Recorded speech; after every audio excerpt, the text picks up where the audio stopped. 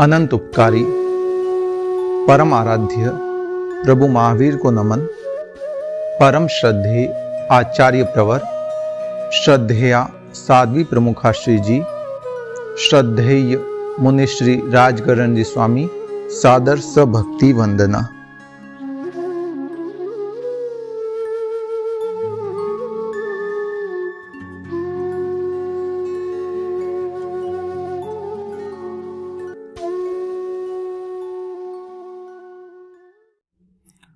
जय जिनेन्द्र।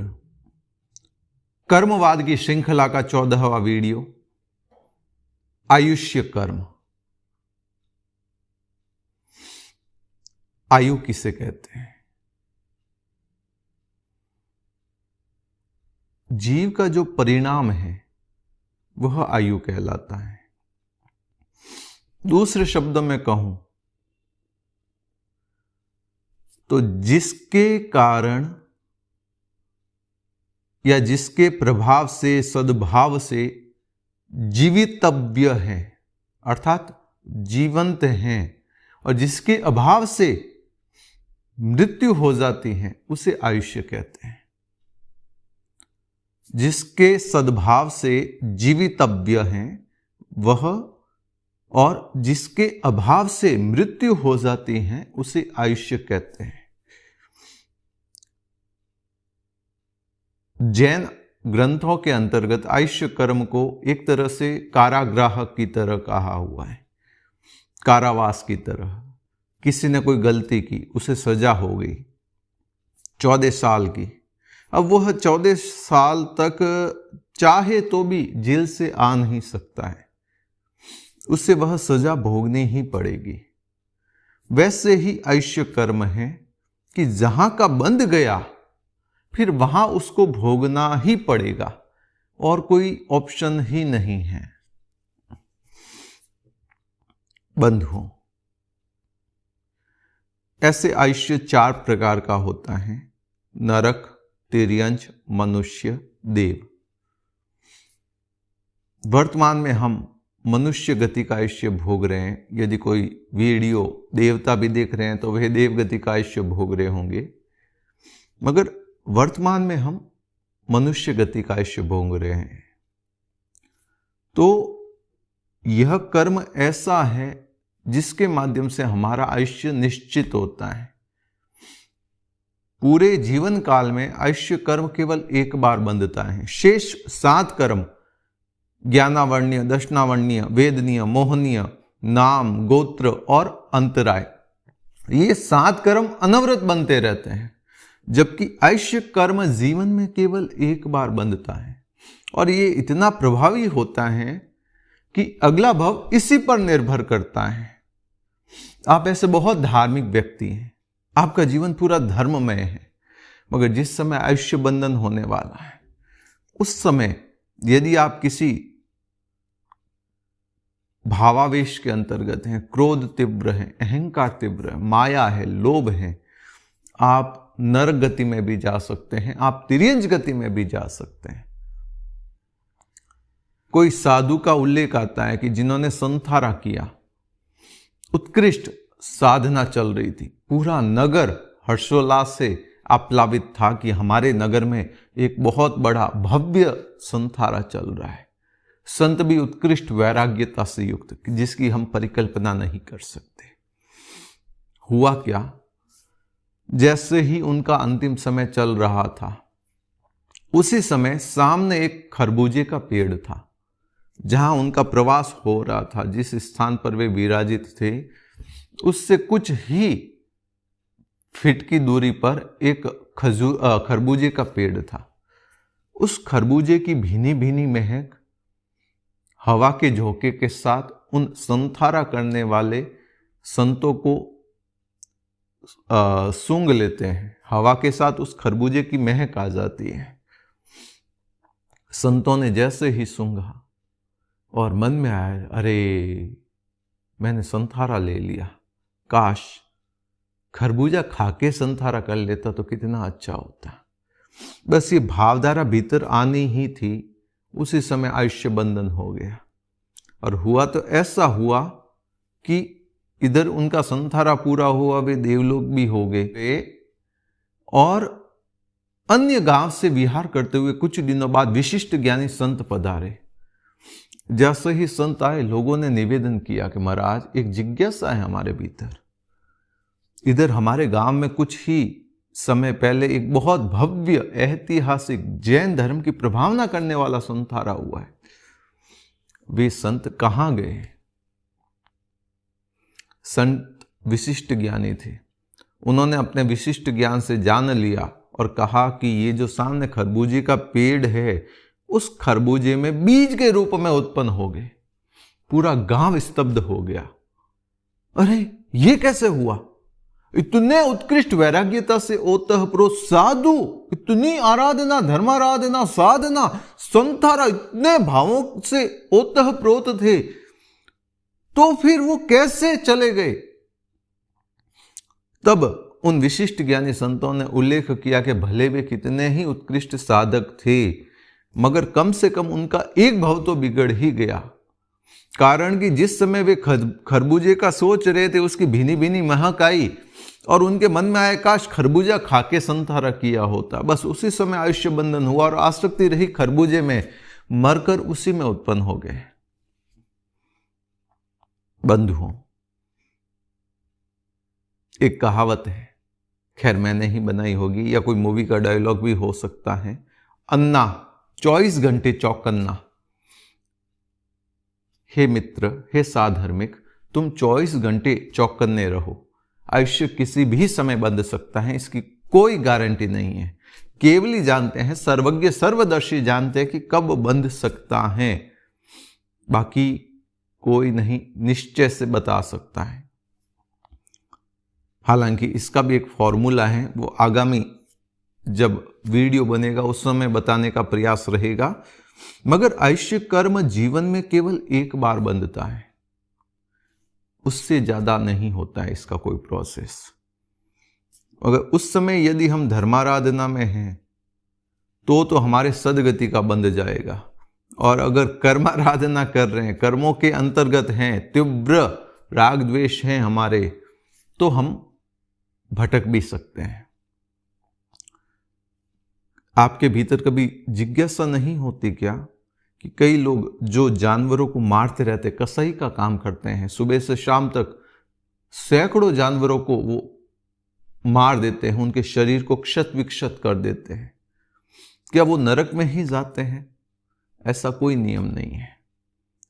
जिस समय आयुष्य बंधन होने वाला है, उस समय यदि वे भद्रिक परिणामों में कोई व्यक्ति जीवों की घात कर रहा है, मगर जिस समय आयुष्य बंधन हुआ उस समय वह कोई धार्मिक प्रवृत्ति कर रहा है, भावों से ओतप्रोत है, उसके अंतर्गत तल्लीन है, तन्मय है, उसके कषाय तीव्र नहीं है, उसके भीतर एक समता का भाव समझ लो, मन शांत है, मन में कोई आवेश आवेग नहीं है, तीव्रतम, तो ऐसी परिस्थिति में वह अपने आराध्य से अटैच्ड है, भाव विभोर है, और उस समय यदि उसका आयुष्य बंधन हो गया तो भले वह जीवन पर्यंत अनवरत मांसाहार का सेवन कर रहा है, जीवों की घात कर रहा है, ऐसे उस समय आयुष्य बंधे तो नरक जाना चाहिए। मगर यदि भद्रिक परिणामों में है, वो कोई तप त्याग के अंतर्गत है, और उस समय यदि आयुष्य बंधन हो गया, वह देवगति में भी जा सकता है। जिज्ञासा ये भी हो सकती है, तो इसका मतलब क्या है? बस आयुष्य बंधे उस समय धार्मिक क्रिया करनी है, बाकी का कोई औचित्य नहीं है? ऐसा भी नहीं है। धर्म की करनी बांझ नहीं होती है, धर्म की करनी की जड़ हरी रहती है। आपने जो भी धार्मिक क्रिया की है उसका फल तो आपको मिलना ही है, मिलेगा ही, उसमें कोई ननुनच नहीं हो सकता, कोई भी मीन मेक नहीं हो सकता, कोई भी किंतु परंतु नहीं हो सकता। इसलिए निश्चिंतता रहे कि धर्म की करनी हमेशा फलदायी होगी ही होगी, उसमें कोई संशय नहीं। मगर एक भाव हमारा अटक गया है, हम भटक गए। गौशाला का उल्लेख आता है, गौशालक ने भगवान के ऊपर तेजोलेश्या का प्रयोग किया।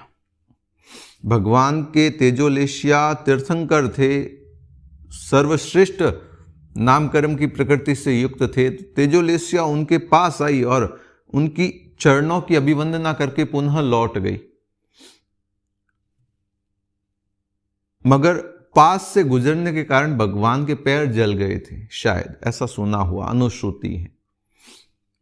गोशालक उस समय जैसे ही वह तेजोलेश्या घूमकर वापस गई तो सीधा गोशालक को जकड़ लिया, क्योंकि वह एक बार छोड़ी हुई चीज किसी न किसी को तो काल का ग्रास बनाती है। तो वह तेजोलेश्या, गोशालक भी उससे प्रभावित हो गया। गोशालक ने कहा कि तुम इस तेजोलेश्या के प्रभाव से 6 महीने में आयुष्य पूर्ण कर लोगे। भगवान महावीर फरमाते कि गोशालक, मेरा तो अभी आयुष्य और बाकी है, 6 महीने में पूर्ण नहीं होगा, मगर तुम 7वें दिन आयुष्य तुम्हारा पूर्ण होने वाला है। तुम इस वेदना के कारण 7वें दिन आयुष्य को पूर्ण कर लोगे। जीवन पर्यंत गोशालक ने, जब तक वह भगवान से जुड़ा और भगवान के इर्द गिर्द रहा, तब तक उसने भगवान की आशातना की, तीर्थंकर के ऊपर तेजोलेश्या का प्रयोग किया। मगर जिस समय उसे ये मालूम था अंदर से तो कि भगवान सर्वज्ञ और वो ढोंगी है, वह अपने स्थान पर आता है, प्रायश्चित करना शुरू करता है। अरे मैंने बहुत गलत किया, निर्लज्जता का काम किया, ऐसा किया वैसा किया, काफी कुछ वह अपना प्रायश्चित करता है। उस समय कहते हैं वह सम्यक्त्वी भी बनता है और आयुष्य भी बंधन करता है। और आयुष्य इतने उत्कृष्ट परिणाम रहते हैं उस समय कि वह मरकर 12वें देवलोक में चला जाता है। सर्वानुभूति, सुन, क्षत्र, अणगार, दोनों के ऊपर गोशालक की तेजोलेश्या का प्रभाव हुआ। दोनों ने आयुष्य पूर्ण किया, एक 8वें देवलोक में गए, एक 12वें में गए। जबकि गोशालक ने जीवन पर्यंत भगवान की आशातना की, मगर फिर भी आयुष्य बंधन के समय उसके भद्रिक परिणाम थे, सात्विक परिणाम थे, प्रायश्चित की भावना से युक्त था। वह मरकर 12वें देवलोक में चला गया। एक भाव तो सुधर गया, मगर तीर्थंकर की आशातना के कारण भवो भव बिगड़ गए। तो जो मांसाहार का आसेवन करता है, जानवरों को मारता है, घात करता है, पाप किसी का बाप नहीं है, किसी को छोड़ने वाला नहीं है, उसका तो फल मिलेगा। केवल एक भाव सुधरा है उनका, जो कसाई है, जीवों की घात करता है। तो उस समय यदि आयुष्य बंधन हुआ, जिस समय वह कोई धर्माराधना कर रहा है, अपनी साधना कर रहा है और अपने आराध्य से, इष्ट से वह जुड़ा हुआ कनेक्ट है, और कनेक्ट का अर्थ है कि उसके कषाय शांत है, उसका समर्पण है, उस समय यदि उसका आयुष्य बंधन हुआ तो देवगति का हो सकता है, एक भव सुधर सकता है, मगर भवो भव सुधरने वाले नहीं है। उसको जो गलत कर रहा है उसका तो फल भोगना ही पड़ेगा। भोग सकता है मगर छूट नहीं सकता है। ऐसा नहीं कि वो जो गलत किया था वो छूट ही गया, ऐसा कुछ नहीं होता है। गोशालक 12वें देवलोक में गया, मगर आने वाले अनंत काल तक वह भटकता रहेगा, क्योंकि उसने तीर्थंकर की आशातना की है, उनके ऊपर तेजोलेश्या का प्रयोग किया है। तो बचना कोई नहीं। हो सकता है कि एक भव बच जाए, एक भव तक आपके अनुकूलता रह जाए, मगर भवो भव नहीं रहने वाली है। आयुष्य कर्म मुख्यतया ऐसे कहूं समझाने की दृष्टि से तो 2 तरह का होता है, द्रव्य आयुष्य, काल आयुष्य। द्रव्य आयुष्य का अर्थ होता है कि जब भी आयुष्य कर्म बंधता है तो उस द्रव्य आयुष्य का मीनिंग यही है कि हमारे जो कार्मण वर्गणा चिपकी है, कर्म बंधन के 4 कारण मैंने प्रथम भाग के अंतर्गत बताए थे, प्रकृति, स्थिति, अनुभाग, प्रदेश। मूल कार्मण वर्गणाएं, हमारी जैसी प्रकृति होगी वैसे ही वह रूप में हमारे साथ एकीभूत हो जाएगी, बंध जाएगी। तो जब आयुष्य कर्म बंधन हो रहा होता है तो जो कार्मण वर्गणा है वो आयुष्य कर्म के रूप में कन्वर्ट हो जाती है, आयुष्य कर्म के रूप में हमारी आत्मा से एकीभूत हो जाती है, एकमेक हो जाती है। आयुष्य कर्म के अंतर्गत जो कार्मण वर्गणा हमारे चिपकी वो तो है द्रव्य आयुष्य, और कितने काल तक चिपकी है वह है, कितने समय तक चिपकी है वह है काल आयुष्य। 8 कर्मों में केवल आयुष्य कर्म ऐसा है जिसका अबाधा काल नहीं होता है, अर्थात सत्ता नहीं होती है। जैसे ही बंधा तत्काल उसी क्षण से वह उदय में शुरू हो जाता है, उसकी सत्ता नहीं होती। ऐसा नहीं कि आज बंदा थोड़ी देर बाद इफेक्ट करेगा, एट ए टाइम इफेक्ट होता है, अभी का अभी। द्रव्य आयुष्य हो गया कि जो आत्मा के साथ कार्मण वर्गणाएं आयुष्य कर्म के रूप में चिपकी हैं, वह द्रव्य आयुष्य, और कितने काल तक चिपकी हैं, वह काल आयुष्य हो गया। आयुष्य कर्म हमारा जैसे इस मनुष्य जन्म में है, तो हमारा कितने वर्ष का होगा? 70, 80, 100 वर्ष का होगा, 125 वर्ष का हो सकता है। उससे ज्यादा संभव नहीं लगता है। अपवाद हो सकते हैं मगर संभव नहीं है। नरक का जगन्य आयुष्य, मिनिमम आयुष्य 10,000 वर्ष का होता है, 10,000 ईयर्स का। मैक्सिमम 33 सागरोपम का होता है, नरक का भी और देवगति का भी। सर्वार्षित विमान का 33 सागर का आयुष्य होता है। एक भव टिकाए वह आयु कहलाती है, और वह अगर समाप्त हो जाए तो आयुष्य पूर्णता कहलाती है। तो मैं विवेचित कर रहा था कि द्रव्य आयुष्य और काल आयुष्य दो भेद होते हैं। इस जन्म का मेरा आयुष्य बंधा हुआ है सपोज 81 ईयर्स का, तो मिनिमम कहते हैं कि आगामी भव का आयुष्य इसी जन्म में बनता है। आयुष्य कर्म जीवन में एक बार बंधता है, मगर उसका भी एक कैलकुलेशन रहता है पूरा, वो आपके समक्ष में विवेचित कर रहा हूं। सपोज मेरा आयुष्य 81 ईयर्स का, 81 साल का है, तो जब तक मेरी 2/3 उम्र, 2/3 हिस्सा मेरी एज का कंप्लीट नहीं होगा, तब तक आयुष्य बंधन नहीं होगा। जैसे 81 ईयर्स का मेरा आयुष्य है, तो जब तक मैं 54 साल का नहीं हो जाऊंगा, तब तक मेरा आयुष्य बंधन नहीं होगा। आगामी भव का कम से कम 54 साल, जितना आयुष्य है उसका 2/3 जब तक हम भोग नहीं लेते, तब तक हमारा आयुष्य कर्म नहीं बंधता है। तो 54 साल की एज के अंतर्गत मेरा आयुष्य बंधन हो सकता है। मैं ये नहीं कह रहा हूं होता ही है, हो सकता है। वो भी किस कारण से कि उस समय द्रव्य आयुष्य यदि कम पड़ गई मेरी, यानी जो आत्मा के ऊपर आयुष्य कर्म की वर्गणाएं लगी हुई है वो यदि कम पड़ गई। आत्मा में एक अपकर्ष होता है, जो आयुष्य कर्म बंधन का जो प्रोसेस होता है उससे अपकर्ष कहते हैं। अपकर्ष 8 होते हैं, यानी 8 बार आपके आयुष्य बंधन का समय आता है। उन 8 में से किसी भी समय आपका आयुष्य बंधन हो सकता है। मृत्यु से पहले आयुष्य बंधन होगा, इसमें कोई संदेह नहीं है। बिना आयुष्य बंधन के मृत्यु हो नहीं सकती। जीव का अपने अंतिम समय भी आयुष्य बंधन हो सकता है। हमारी यहां प्रचलन है कि किसी का अंतिम समय होता है, हम उनको धार्मिक बातें सुनाते हैं, आध्यात्मिक प्रेरणा दी जाती है, वैराग्य में उनको बातों से अवगत करवाया जाता है, उनके भावों को प्रवर्धमान किया जाता है, वृद्धिंगत किया जाता है। वह यही मान के किया जाता है कि उनका यदि इस समय आयुष्य बंधन हो तो भावों से ओतप्रोत होने के कारण उनके शुभ गति का आयुष्य बंधन हो जाए। मूल कारण यह रहता है और कोई कारण नहीं होता है। तो इसीलिए हम किसी का भी अंतिम समय होता है उससे वैराग्य में, अध्यात्म में बातें सुनाने का प्रयास करते हैं, सुनाते भी हैं। मूल यही समझ के सुनाते हैं कि इनका आयुष्य बंधन अभी हो तो शुभ गति का हो सके। यदि पूर्व में बंधा हुआ है तो हम कितने भी ढोल पीट दे, कुछ नहीं होने वाला है।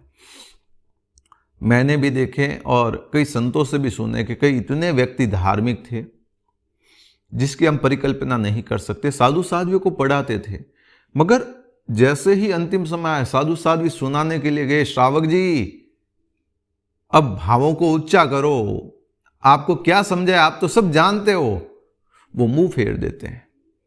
अर्थात जीवन पर्यंत भले वे धार्मिकता से ओतप्रोत रहे हैं, मगर जिस समय आयुष्य बंधन होना था उस समय उनके परिणामों में कलुषिता आ गई, और जिसके कारण अब उनको सुनाने के लिए भी गए मगर सुनने को तैयार नहीं। यह होता है आयुष्य कर्म की। यदि आपका जिस समय भी बंध गया है उस समय यदि भद्रिक परिणाम रहे तो कोई आपत्ति नहीं, आप सदगति में चले जाओगे। वरना नाम के आगे तो स्वर्गीय ही लिखा जाएगा मृत्यु के बाद, मगर स्वर्ग की यात्रा नहीं हो पाएगी। नरक, तिर्यंच या मनुष्य कहीं पर भी जा सकते हैं हम। करबद्ध विनम्रता से निवेदन करता हूं, ये तो केवल मैं आयुष्य कर्म को समझा रहा हूं, प्रतिपादित कर रहा हूं, मगर जो आगामी वीडियो बनेगा उसमें मैं ये भी बताने का भाव रखता हूं कि कब आयुष्य बंधन होता है, हम महसूस कर सकते हैं, उसका भी एक अलार्म है, वह भरवाने का, मृत्यु के पूर्वाभास का अलार्म भरवाने का भी प्रयास रहेगा। जुड़े हुए रहना और जोड़ते रहना, केवल सुनना नहीं है, आगे भी फॉरवर्ड करके अपने इष्ट मित्रों को उससे जोड़ने का प्रयास करना। ये धर्म दलाली है, धर्म का प्रचार प्रसार हो रहा है।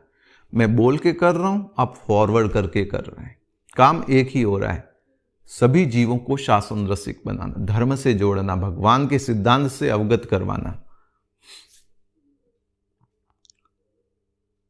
द्रव्य आयुष्य, जब आयुष्य कर्म की वर्गणा जो हमारे चिपकी हुई है वो यदि उस समय कम हो जाती है तो पहला आयुष्य बंधन का जो अपकर्ष होगा वह 54 से पहले नहीं होगा। यदि मेरा 81 ईयर्स का आयुष्य है, यदि उससे कम है, यदि मेरा 60 ईयर का आयुष्य है तो 40 ईयर्स के पहले आयुष्य बंधन नहीं होगा।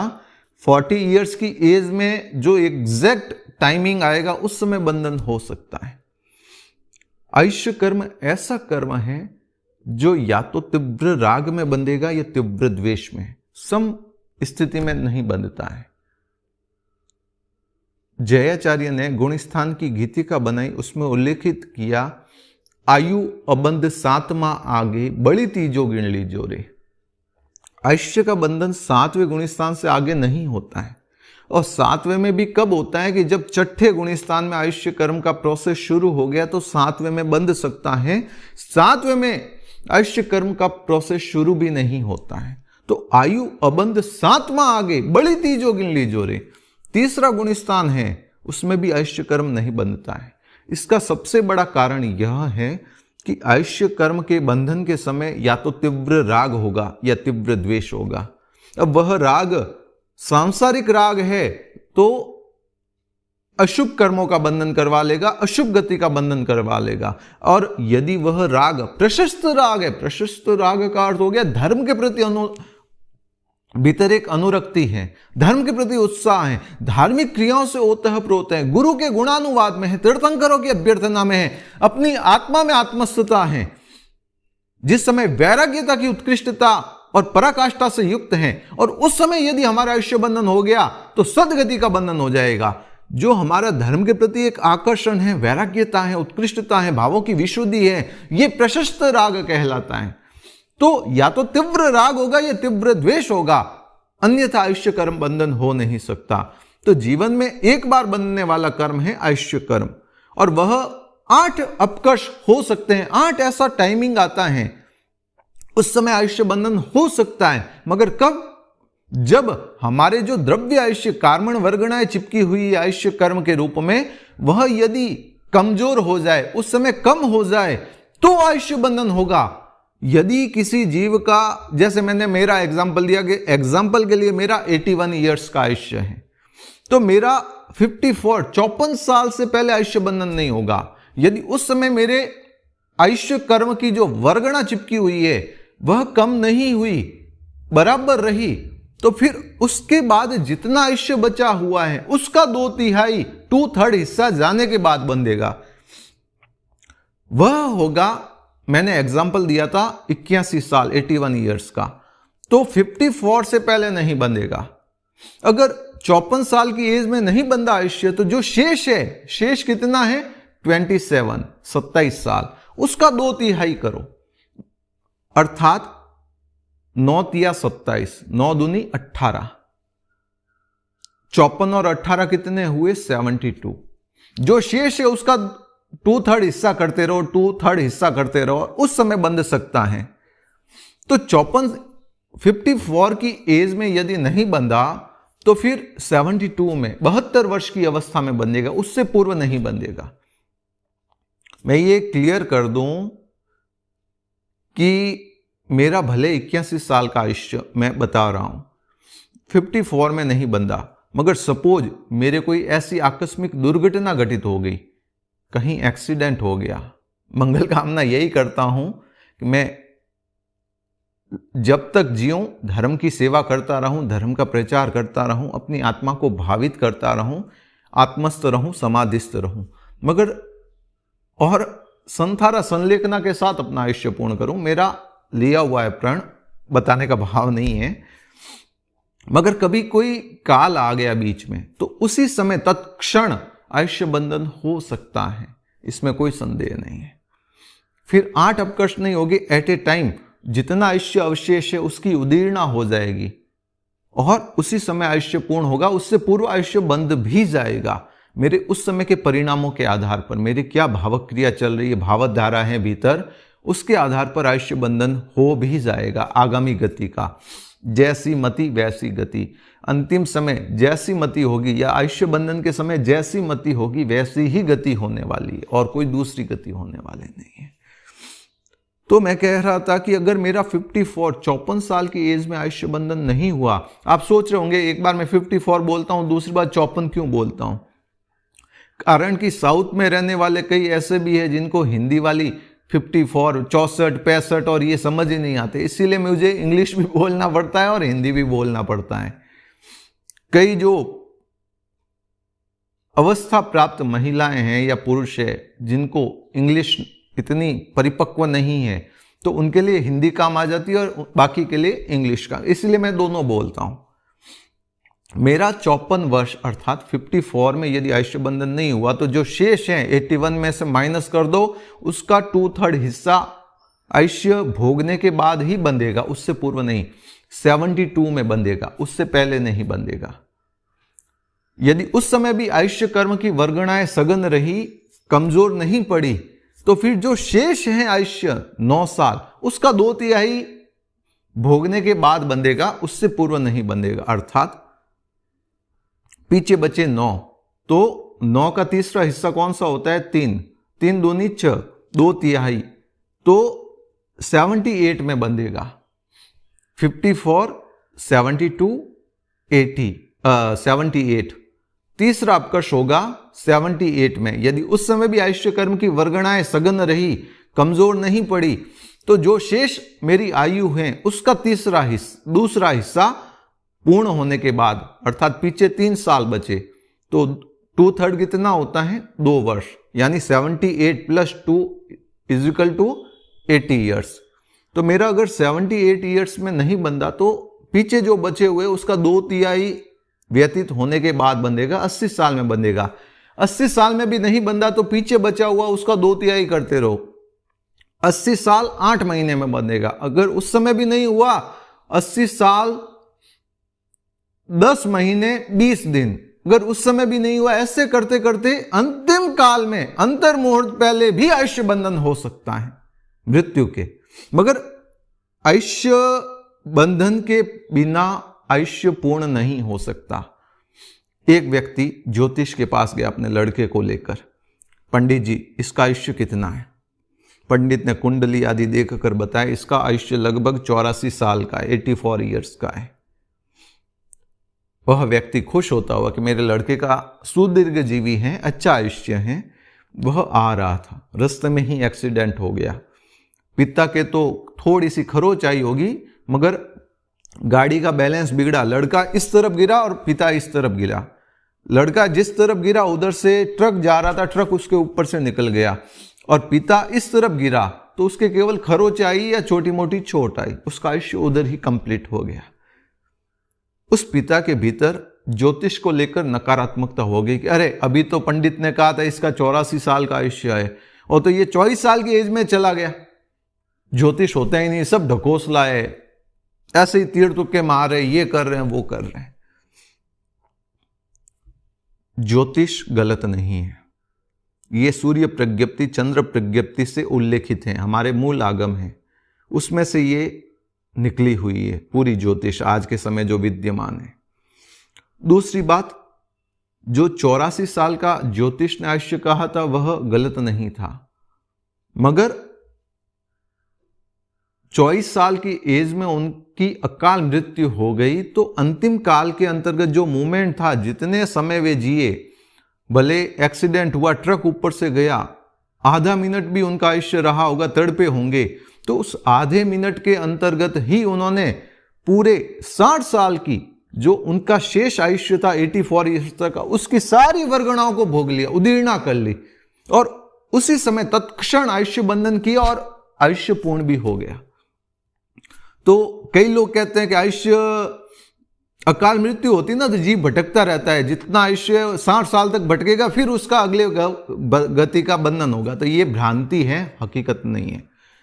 आयुष्य बंधन हुए बिना आयुष्य पूर्ण होता नहीं है, और आयुष्य यदि बंध गया तो फिर वह वहीं जाएगा जहां उसका बंधा है। ये विषय ऐसा विशद विवेचन है कि मैं इसके ऊपर कई वीडियोस बना सकता हूं। मैं प्रयास भी करूंगा समझाने का अच्छे से व्यवस्थित तरीके से, मगर फिलहाल इतना ही कहना है कि आयुष्य कर्म दो तरह का होता है, द्रव्य आयुष्य, काल आयुष्य। तो जब हमारे शरीर के ऊपर, आत्मा के ऊपर लगी हुई आयुष्य कर्म की वर्गणाएं अगर कमजोर पड़ी हैं तो आत्मा के अंतर्गत एक अपकर्ष होगा और आयुष्य कर्म का बंधन हम कर लेंगे।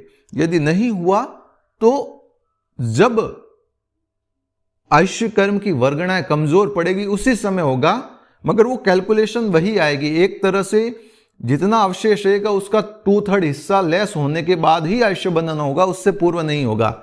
81 ईयर्स का मैंने एग्जाम्पल इसीलिए दिया कि इसको मैं काफी हद तक समझा सकता हूं। 81 ईयर्स का आयुष्य तो 54 से पहले नहीं बंधेगा, उस समय नहीं बंधा तो 72 में बंधेगा, उस समय नहीं बंधा तो 80 में बंधेगा, 78 में बंधेगा। तीसरा अपकर्ष। चौथा अपकर्ष 80 साल की एज में होगा। पांचवा अपकर्ष 80 साल 8 महीने की एज में होगा।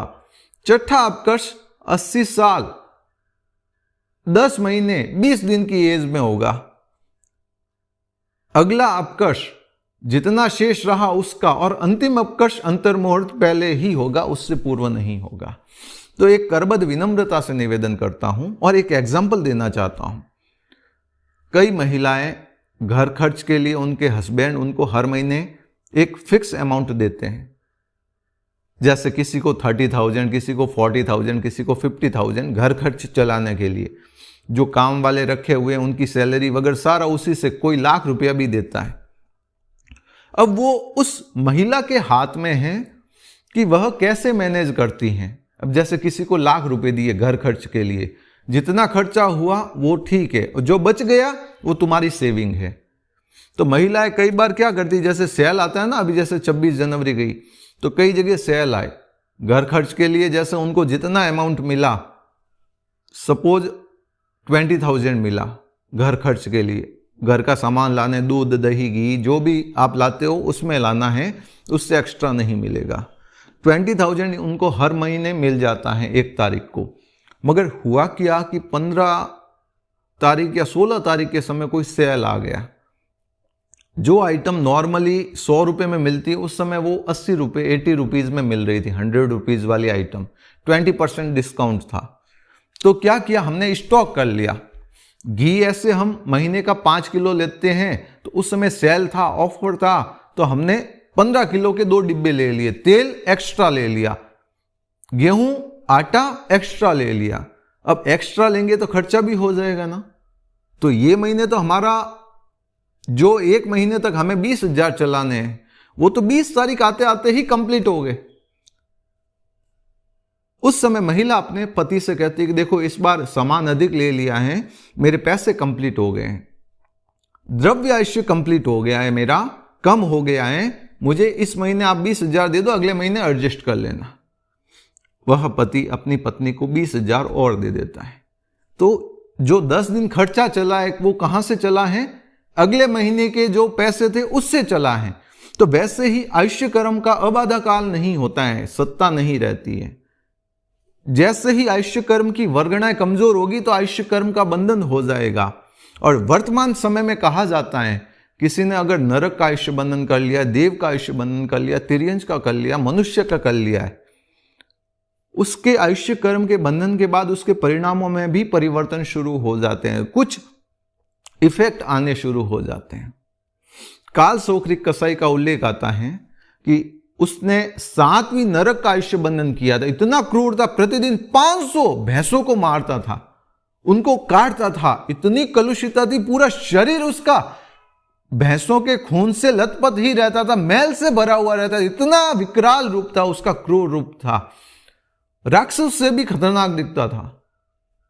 उसके शरीर में वेदना हो गई, आयुष्य पूर्ण होने वाला था। वह चिल्लाता रहता, मारो काटो चीरो, मारो काटो चीरो, ये वो क्रूरता भले, होता कुछ नहीं था, मगर वो मारवाड़ी में कहते हैं पोपला और हिंदी में कहते हैं कुछ मानसिक विक्षिप्तता आ जाने के कारण वो अंट-संट बोलने लग जाता, कुछ भी बोलने लग जाता है। कोई गाली गलौज करने लग जाते हैं, कोई रोने लग जाते हैं, कोई धमकाने लग जाते हैं, कोई कुछ का कुछ करने लग जाते हैं, गुस्सा आने लगता है। तो ये आगामी भव के जो आयुष्य बंधन किए उसके परिणाम दिखते हैं। आयुष्य कर्म यदि हम, जैसे मैंने 54 की एज में मैंने जिस समय आयुष्य बंधन किया उस समय भद्रिक परिणामों में था, मैंने देवगति का किया, तो मेरे परिणाम चेंज हो जाएंगे, देवगति के भी इफेक्ट आने लग जाएंगे, मैं धर्म के प्रति और उत्साहित हो जाऊंगा। कई लोग होते हैं जिनका जीवन पर्यंत कोई धर्म से ज्यादा लेना देना नहीं होता है, मगर अचानक धर्म के लिए उनके भीतर आकर्षण आ जाता है, वो रेगुलर आना शुरू कर देते, सामायिक शुरू कर देते, ध्यान शुरू कर देते, सब कुछ स्वाध्याय आदि सब शुरू हो जाता है। इसका मतलब उन्होंने सही समय पर, जिस समय आयुष्य बंधन हुआ उस समय कोई वो भद्रिक परिणामों में थे, धार्मिक परिणामों में थे, इसीलिए उनके भीतर धर्म को लेकर उत्साह जागृत हो जाता है, धर्म के प्रति आकर्षण हो जाता है। देवगति का आयुष्य बंधन किया है, इसीलिए उनके भीतर धर्म को लेकर एक आकर्षण आ जाता है, वो धार्मिक क्रियाओं के अंतर्गत तल्लीन होने शुरू हो जाते हैं। जिस समय आयुष्य कर्म की वर्गणाएं कमजोर पड़ेगी उसी समय आयुष्य कर्म का बंधन होगा, अन्यथा अंतिम समय तक हो सकता है। योगलिक, देवता, नरक, ये जीव ऐसे होते हैं जिनका आयुष्य 6 महीने पूर्व ही बंधता है, उससे पूर्व नहीं बनता है। इनके आयुष्य कर्म की वर्गणा जो होती है ना, द्रव्य आयुष्य, वो इतना सघन होता है कि वो 6 महीने पहले ही कंप्लीट होगा, 6 महीने पहले ही बंधेगा, उससे पूर्व नहीं बनता है। जैसा होता है ना, किसी महिला को खर्च के लिए 20,000 मिल रहे हो, एक महिला को खर्च के लिए 1 लाख मिल रहे हैं। अब बताइए कम किसका पड़ेगा? अगर ज्यादा कोई फंक्शन हो गया है, कोई गेस्ट ज्यादा हो गए तो 20,000 वाली को कम पड़ सकता है, 1 लाख वाली क्या खाएंगे, कितना खाएंगे, कितना भी कर ले, लाख रुपया कंप्लीट नहीं हो पाएगा, उनका तो बचेगा ही। तो जिनके द्रव्य आयुष्य कर्म की वर्गणाएं सघन अधिक होती हैं, घनी अधिक होती हैं, उनका आयुष्य 6 महीने पूर्व ही बंधता है। चाहे नरक के जीव हो, देवता हो, योगलिक हो, इनका आयुष्य 6 महीने पूर्व ही बंधेगा, उससे पूर्व नहीं बंधता है। और जिनके आयुष्य कर्म की वर्गणा इतनी सघन नहीं है, घनीभूत नहीं है, उनका 2/3 आयुष्य कंप्लीट होने के बाद अपकर्ष शुरू होगा और अंतर मुहूर्त पहले आयुष्य कर्म के पूर्ण होने से बंध सकता है। 8 अपकर्ष होते हैं, 2/3 उम्र व्यतीत होने के बाद ही बंधेगा, उस समय नहीं बंधा तो शेष का 2/3, शेष का 2/3, 2/3 करते रहो, होता रहेगा। करोगे तो भी होगा, नहीं करोगे तो भी वही प्रोसेस चलेगा, उसमें कोई मीन मेक नहीं है, नन्नोनच नहीं है। संक्षिप्त में मैंने आयुष्य कर्म जो जिसके प्रभाव से जीवितव्य हैं, अर्थात हम जीवित हैं, और जिसके अभाव से हम मृत्यु को प्राप्त होते हैं, उसे आयुष्य कहते हैं। ऐसे 4 प्रकार के होते हैं, नरक, तिर्यंच, मनुष्य, देव। ऐसे 2 प्रकार के होते हैं, द्रव्य आयुष्य, काल आयुष्य। द्रव्य आयुष्य कर्म की वर्गणा हो गई, काल आयुष्य कितने काल तक बंधा है वह हो गया। जगन्य आयुष्य अंतर्मुहूर्त का होता है, उत्कृष्ट आयुष्य 33 सागरोपम का होता है, 33 सागरोपम, जो देवता या नरक के जीवों का होता है और किसी का नहीं हो सकता। मनुष्य का उत्कृष्ट आयुष्य 3 पल्योपम का होता है, तिर्यंच का भी 3 पल्योपम का होता है, मगर वो योगलिक मनुष्य का होता है। कर्म भूमि के मनुष्य का उत्कृष्ट आयुष्य 1 करोड़ पूर्व का हो सकता है। जो मोक्षगामी जीव है, जो जीवन यापन के लिए कुछ न कुछ कार्य करते हैं, क्रिया प्रतिक्रिया करते हैं, व्यापार आदि करते हैं, उनका मैक्सिमम आयुष्य 1 करोड़ पूर्व का हो सकता है। 70,56,000 करोड़ वर्ष का, 70,56,000 करोड़ वर्ष।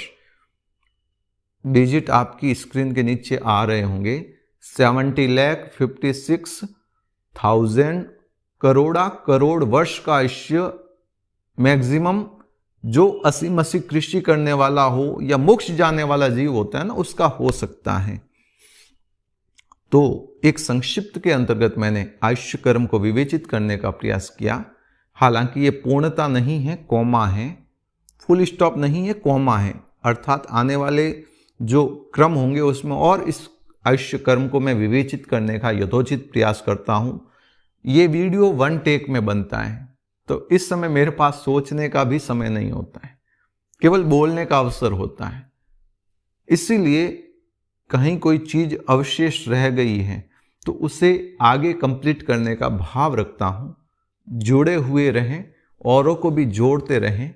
आपका साधार्मिक जैन नरेश चोपड़ा, बालोतरा, सूरत।